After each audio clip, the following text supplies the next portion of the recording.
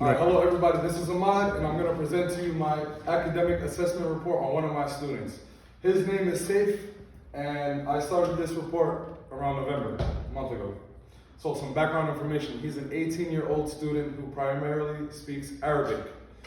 He recently migrated from Yemen, roughly less than 5 years ago, and he's also known as a slack student, meaning his education was interrupted or disturbed. And for his case, there was war back in his home country, which affected his learning. It limited it. So, Saif doesn't have any known learning disability. However, he has a medical condition where he was kicked in the nose by a donkey and broke his nose. He recently just got surgery, and we can see a big difference in his breathing. He's able to sit and have more stamina when it comes to reading. Versus before the surgery, he had headaches immediately. He couldn't really sit down or, breathe properly, and it just affected the way he was learning in general. So after the surgery, we saw a lot of good things. First, let me start with some of his academic achievements. So he has received a waiver for both his English and math regents, just by simply passing the class, okay? And at our school, we like to do project-based assessment tasks, PBATs. And we have 7 PBATs in order to graduate. Saif has completed 1, which was in his native language. And the reason why he did it in his native language is much easier. The other projects are done in English, where he struggles to read and comprehend and write. And I think it starts with the reading aspect, knowing how to pronounce letters, multiple letters in a word, multiple words in a sentence, multiple sentences in a paragraph, multiple paragraphs in an essay, okay? So based on an interview with another teacher, Mr. Mark, the English teacher, he provided me with specific details about how Saif takes a while to read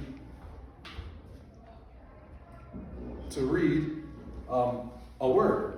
It takes him roughly 45 seconds to a minute to read a single word, and it really affects his comprehension level. Based on his English teacher, Saif uses he depends heavily on Google Translation in order to comprehend the text. If it's not in his native language, then chances are he's having a hard time understanding. All right, so let me see if I missed anything or not. The big idea, he depends heavily on translation and technological devices, and also me, who I'm an Arabic speaker also, and he depends heavily on my oral translation. Okay, based on my classroom observation, and in my class, in math class, Saif, he works well with numbers, but to comprehend word problems, it was very difficult. But when I translated in his language, written and oral, he easily got it. So clearly there's some kind of comprehension reading discrepancy. What I noticed, because he's an 18-year-old, I find many older teens have a hard time learning how to read or starting from the roots. Part of me believes there's a social component to it where students might feel embarrassed, and I actually did some research according to an article called Reading During Adolescence, Why Adolescents Choose or Do Not Choose Books. They talk about how from childhood to adolescence, there's a decline in positive attitude towards reading. And I think Saif is a statistic. He's a part of that. He finds himself less motivated, and he admitted it himself. So I noticed when Saif was asked to read out loud, he was mumbling words, and in group work, he would mistaken words that start with the letter C, he would start with an S pronunciation instead of the K. And he would often get confused with the letter B and D. They look very similar. Okay, so reasons for academic intervention. It takes Saif a while to read and comprehend. He heavily depends on teachers and translation. And it affects him even socially speaking. When he's sitting with his classmates, by the way, it's important to mention, he's the only Arabic speaker in his class, the whole senior class. So it could be a little weird, awkward for him to sit and try to communicate where both people don't understand each other in the common language, in English. So there would be a lot of benefits for SAFE. First of all, there's positive impacts like reinforcement, encouragement, and I believe without the roots, without literally knowing how to pronounce the word, it's almost impossible or very difficult to learn, right? To teach himself how to learn by reading. Okay, I got a quote here from the textbook. According to Special and Inclusive Education, for poor readers, life in school is likely to be difficult even with appropriate curricular and testing accommodations and adaptations and life after school. So no matter how many interventions we put in place, if he doesn't know how to pronounce a letter, read a letter, pronounce it, the phonics appropriately, he's gonna find himself difficult. And this is exactly why I wanna help SAFE. I would like for him to prosper and grow on his own, even after high school. Okay, the screening tool. I use the Y, which stands for Wechsler Individual Achievement Test, the reading composite, which tests for decoding, comprehension, subsets, and fluency. So based on the test, SAFE scored in the low average range, indicating that he is having difficulties in decoding and recognizing words. His reading comprehension also was low average, indicating that he has a difficulty understanding and recalling written instruction information. And finally, oral reading fluency. Like I mentioned earlier, he takes a while to read a single word, let alone a sentence. So if he's able to read faster, it would help him comprehend more. So I have some work here. In the beginning of the school year, I gave him a math quiz with math word problems. And he was able to answer one question out of 8, which he left more than half blank and 2 incomplete. So it was clear that he wasn't understanding what he was doing. And when he took this quiz, I actually assisted him with oral instruction. So here's another one of his pieces of works. So I gave him one question, very simple, roughly like 5th grade, elementary level of math. And the question asks, if somebody took 1 shot and if somebody took 2 shots and made 1 out of 2, how many shots did they take in total, right? The answer is in the question. The person only took 2 shots. In English, he had no response, mainly because he didn't understand what the question was he's looking for, and also he didn't have any annotation used.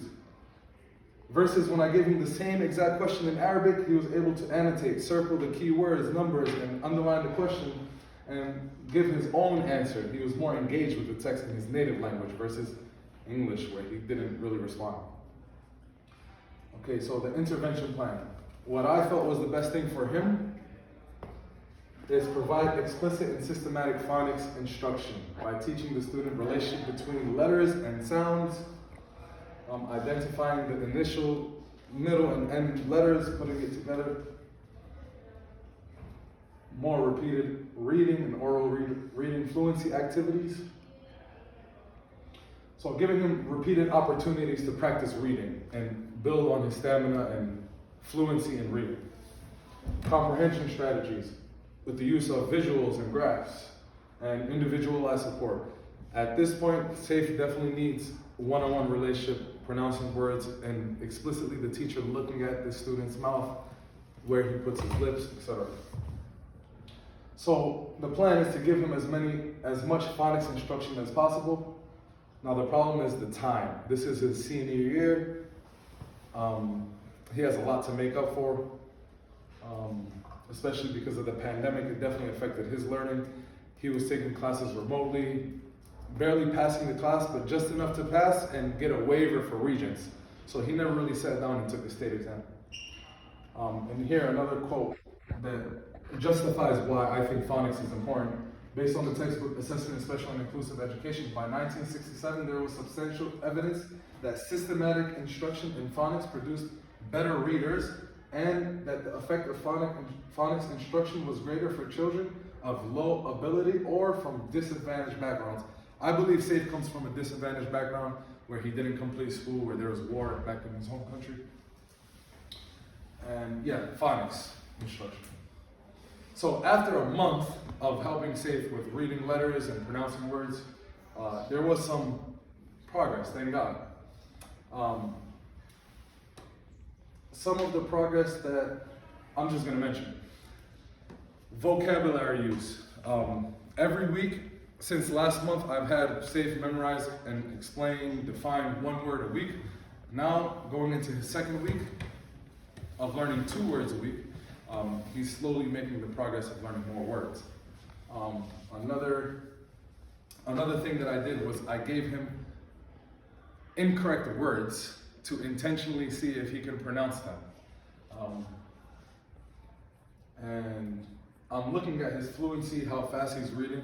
Before, it took him roughly like a minute, 45 seconds to read a single word. Now he's reading up to 3-4 words per minute, which means he's increased by 3 or 4 times more. So there's definitely some progress.